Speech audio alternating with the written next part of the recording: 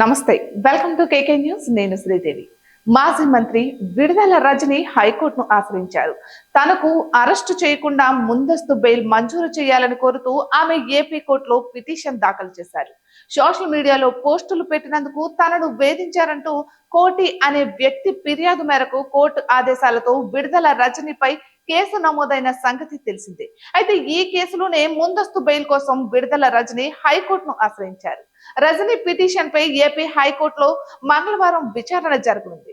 అయితే సైబరాబాద్ మొక్క విడుదల రజనిపై చిలకలూరిపేట పోలీస్ స్టేషన్ లో అట్రాసిటీ కేసు నమోదైన సంగతి తెలిసిందే.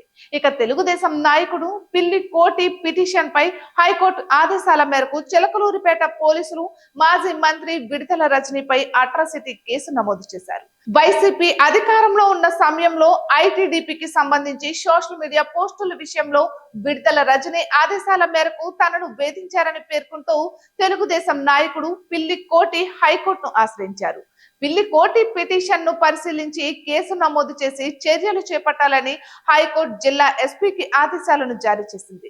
అయితే ఈ నేపథ్యంలో చిలకలూరిపేట పోలీసులు విడుదల రజనిపై కేసు నమోదు చేశారు. అయితే 2019లో చిలకలూరిపేట పోలీస్ స్టేషన్ లో తనను చిత్రహింసలకు గురి చేశారని, అప్పట్లో దీనిపై ఫిర్యాదు చేసినా ఎటువంటి చర్యలు తీసుకోలేదని పిల్లి తన పిటిషన్ లో పేర్కొన్నారు. ఇక దీనిపై 2 వారాల్లోగా కేసు నమోదు చేసి నివేదిక సమర్పించాలని ఆదేశించింది. అయితే కోర్టు ఆదేశాల మేరకు విడుదల రజనిపై కేసు నమోదైంది.